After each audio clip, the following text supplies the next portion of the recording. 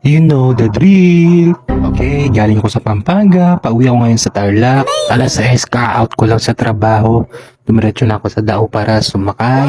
Boring sa bahay namin sa Pampanga kaya umuwi muna ako kasi nandun si Papa ko. Sa ngayon, anong oras na? Inantok na ako. Kakapagod din pala, no? Oh well, nagbabakasakali din ako na may papapatungan ako ng leg ko. Ay wow, instant tadhana yan. Like, put your head on my shoulder. Pag-uwi ko naman sa bahay, nadatnang ko silang gumagawa ng mga gawaing bahay. Tapos yung kapatid ko nagluluto. Tapos lumabas muna ako saglit para bumili ng sabon. Nang pagbalik ko, ay kita ko yung alaga kong si Yunwo. Naku, namiss ko tong patuting aswang na to.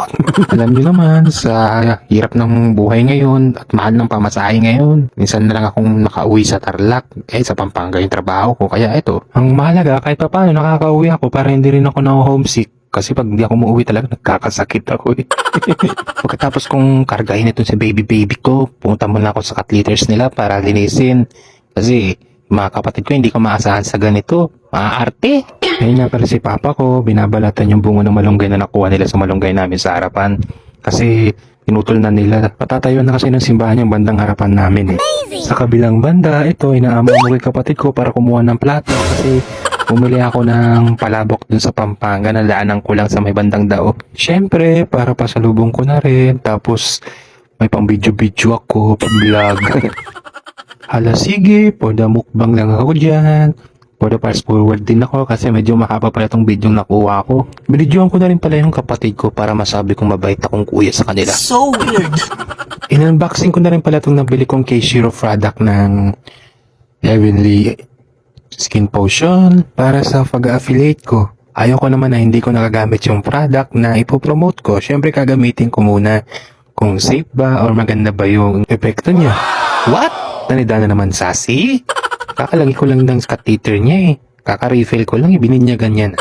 Pwede pa tong si Yunwo ko tsaka itong mga iba pa. Ang bait-bait. Sure. Tapos, chinek ko muna itong mini library ko. Ewan ko ba?